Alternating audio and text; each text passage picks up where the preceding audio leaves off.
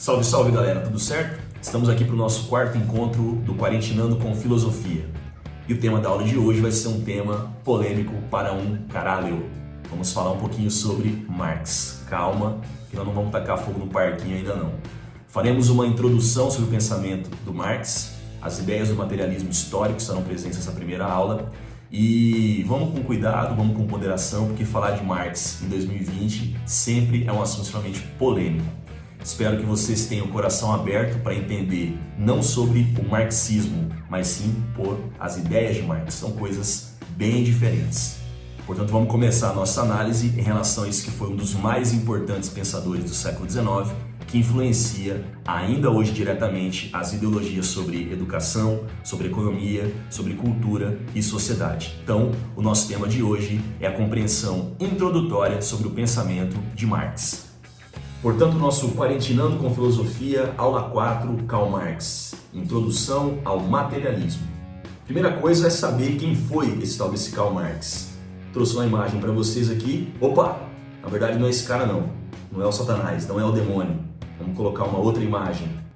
Também não é esse, né? Acho que ele não faria campanha para esse camarada. Firmeza? Brincadeiras à parte, Karl Marx foi um dos mais importantes pensadores do século XIX. Ele nasce na Alemanha em 1818 e morre em 1885. Marx será influenciado diretamente pelo chamado idealismo alemão, uma corrente de pensamento muito forte que tinha como Hegel, grande representante à época, que vai ser um dos mais importantes influenciadores do pensamento marxista. Se nós estamos falando da Alemanha do século XIX, onde Marx nasce, cria suas ideias e morre, nós vamos ter um ponto como ponto mais relevante. Então, para adentrar a análise em relação ao pensamento marxista, nós necessariamente devemos falar sobre a Revolução Industrial. Como nós não estamos aqui para aula de história, então não iremos aprofundar nossas discussões sobre a Revolução Industrial, mas faça necessário uma análise nem que seja introdutória, porque a Revolução Industrial, os efeitos que ela trouxe na verdade, é o que mais vai influenciar o pensamento marxista. No século XIX, nós temos a segunda fase da Revolução Industrial, que embora não seja a primeira, ela é a mais importante. É essa revolução, a segunda, que trouxe a dependência em relação ao petróleo, a dependência em relação ao aço, a popularização do trabalho fabril. Quando se fala de primeira revolução industrial, nós falamos de uma revolução muito mais restrita à Inglaterra, talvez a Bélgica um pouquinho, mas parava por ali. Na segunda fase, que será no século XIX, a amplitude será muito maior. As transformações sociais elas serão profundas, as inovações técnicas, muita coisa que a gente usa ainda hoje, um exemplo básico, a eletricidade, é fruto dessa revolução industrial. Portanto, não tem como se dissociar o pensamento marxista desses efeitos da revolução industrial. O Marx ele vai ter uma atenção e um cuidado sensível aos efeitos negativos, sociais e econômicos que essa revolução trouxe. E quando se fala de pensamento de Marx, o principal ponto é compreender essa essência, o vínculo dele para com a Revolução Industrial. Vamos voltar para os slides para a gente continuar a nossa discussão. Marx, percebendo toda a realidade de opressão, de injustiça e de miséria que a Revolução Industrial trouxe para a grande massa da população, não somente alemã, mas europeia de uma maneira mais ampla, ele começa a perceber a necessidade de uma ação imediata, seja ela política, seja ela social, para corrigir essas deturpações. Então, muito antes de fazer uma crítica presente e didática ao capitalismo, que virá, por exemplo, nas obras O Manifesto Comunista e, sobretudo, depois na obra O Capital, em 1867, o Marx ele já tinha uma ideia intrínseca de que havia que se impor uma necessidade de ação política, social, para corrigir os efeitos negativos da Revolução Industrial. E aí Marx começa a elaborar o que viria a ser uma das essências do comunismo, a ideia da coletividade, onde ele diz que a ética ela não pode se pautar por um pensamento e por vontades individuais. A ética, necessariamente, ela deve ser coletiva. Para Marx, o ser humano jamais poderia ser livre numa sociedade dividida entre dominantes e dominados. Que liberdade é essa? Aonde que nós podemos ter uma liberdade real, sendo que parcela da população está sendo oprimida por uma elite privilegiada? Então, o engajamento inicial desse pensamento marxista é fazer da ética um meio de ação para uma coletividade melhor, para uma sociedade mais justa. Perceba um ponto importante aqui. Mesmo antes da elaboração teórica das obras do Manifesto Comunista e o Capital, a preocupação coletiva do Marx já estava muito presente. Para ele, de nada adiantaria nós termos padrões éticos que vinham sendo discutidos desde a Grécia Antiga, se esses padrões, esses valores, eles fossem intrínsecos a uma vontade individual. Se nós pensássemos a ética de forma individual, para ele isso não tinha o menor sentido. Enquanto não olhássemos as preocupações, os problemas de forma coletiva, por mais que eu esteja vivendo de maneira ética, individualmente falando, se a sociedade coletivamente ela está torta, algo tem que ser feito. Então a ética ela só tem validade, só tem função se ela serve para uma coletividade melhor, se ela serve para uma coletividade mais equilibrada, mais justa. É nesse sentido que Marx começa a romper com essa visão individualista que o próprio sistema capitalista embutia nas pessoas e impor gradualmente as visões do coletivismo. Ao mesmo tempo, ele vai fazer uma outra ruptura muito importante. Marx vai ser um dos primeiros filósofos a deixar a filosofia meramente como um campo teórico, como um campo ideológico, e começar a buscar uma aplicação prática para os pensamentos filosóficos. Marx tem uma frase fantástica que representa esse aspecto. Ele dizia: os filósofos apenas interpretam o mundo de diferentes maneiras. Cada um tem uma forma de ver, de compreender o mundo. Do que se trata agora, o que é importante mesmo, é de transformar esse mundo, não apenas procurar compreendê-lo de forma teórica. Que frase e que ideia fodida. Começa aí uma busca da filosofia para valores e entendimentos práticos, não somente teóricos. Vamos voltar à análise aqui em relação aos nossos slides.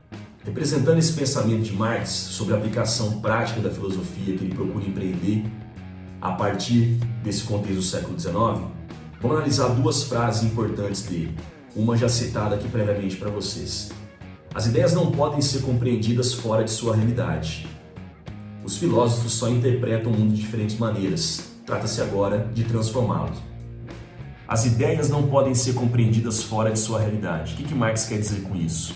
Eu não tenho como pegar o pensamento de Platão, o pensamento de Sócrates e colocar na cabeça de um alemão do século XIX. Porque a realidade desse alemão do século XIX é diferente do que viveu Platão e Sócrates na Grécia Antiga. O pensamento desses filósofos prévios pode nos servir para dar um caminho, para nos dar uma direção. Mas a aplicação desse processo não pode estar distinta, não pode estar separada da realidade pela qual estamos presentes. Então as teorias até então elaboradas eram importantes para se criar uma base, para se criar um alicerce. Fazia-se necessária agora uma transformação daquele mundo presente no século XIX. E para essa transformação era fundamental que os pensadores, que os filósofos compreendessem a realidade do século XIX. Não uma realidade acadêmica, não uma realidade simbólica de pensamento, a realidade prática, a realidade empírica, que era uma realidade de desemprego, uma realidade de opressão, de injustiça, de exploração da mão de obra. Tudo isso Marx vai procurar compilar através do seu pensamento. Vamos voltar aqui à análise em relação aos slides. Nessa busca pela aplicação prática dos pensamentos filosóficos, de buscar soluções coletivas para a sociedade do século XIX que tanto incomodava Karl Marx, vai entrar em seu caminho o grande parceiro, o grande companheiro que vai lapidar e desenvolver o pensamento marxista. Estamos falando de Friedrich Engels. O Engels é meio subestimado pela filosofia, colocado num segundo escalão, como se ele fosse um mero reprodutor das ideias de Marx. E a realidade está muito longe disso. Engels vai influenciar diretamente o pensamento do Marx. Eles serão grandes parceiros que vão elaborar ideias conjuntas fantásticas e Marx, assim como Engels, são parceiros, companheiros, não um submisso ou acima do outro. A obra marxista ela tem muita contribuição de Engels.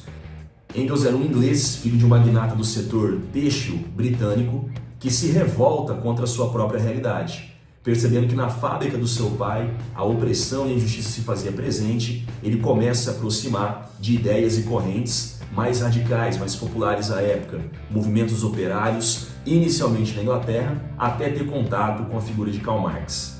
Os dois em conjunto vão estabelecer a ideia do materialismo histórico, que cria para nós uma nova ótica em relação à análise da sociedade. E o materialismo histórico talvez seja o primeiro grande legado de Marx para a transformação das ciências humanas. Materialismo histórico é uma análise muito simples, não tem muito mistério para se compreender. O que Marx basicamente dizia era o seguinte: a coisa mais importante para a compreensão da sociedade humana é a economia.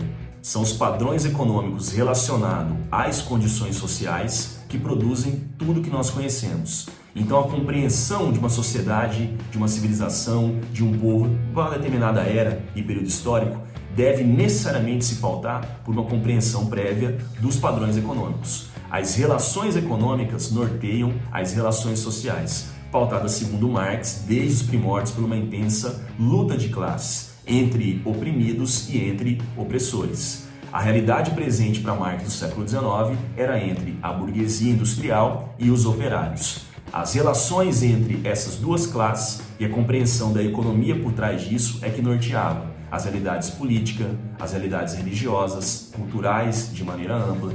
Portanto, quando eu tenho uma análise econômica sobre a vida em sociedade, sobre a história humana, estamos impondo o chamado materialismo histórico.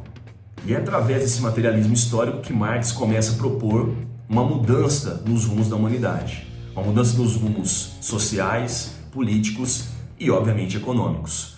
Para que essa mudança fosse empreendida, naturalmente, radicalismos, extremismos, revoluções passariam pela frente da vida social. Portanto, através dessa compreensão econômica da vida em sociedade, ou seja, o materialismo histórico, tendo essa ótica pela visão econômica, Marx começa a procurar de forma didática elaborar todos os processos de transformações que viriam de forma subsequente. Mas isso ficará para um próximo episódio, uma próxima discussão. Analisamos aqui o princípio do pensamento marxista, pautado por esse incômodo em relação à realidade social e econômica do século XIX, a necessidade que ele tinha da aplicação teórica dos princípios filosóficos e o conceito do materialismo histórico. Nas próximas aulas, começamos a queimar um pouco mais o parquinho falando sobre Karl Marx. Por hoje é isso, vamos ver as dicas quarentinadas do Teacher e encerramos a nossa aula de hoje. Como dica quarentinada, o Teacher deixa para vocês o filme O Jovem Karl Marx, que vai retratar a vida do Marx, as ideias, as suas formações ideológicas, a sua família, como ele se constrói enquanto pensador, enquanto filósofo. Filme bem interessante. E uma música do Guns N' Roses chamado Civil War. É isso, espero que vocês tenham apreciado essa introdução em relação ao pensamento marxista. Fiquem com o Papai do Céu e até uma próxima oportunidade. É nóis e um beijo no coração de todos vocês.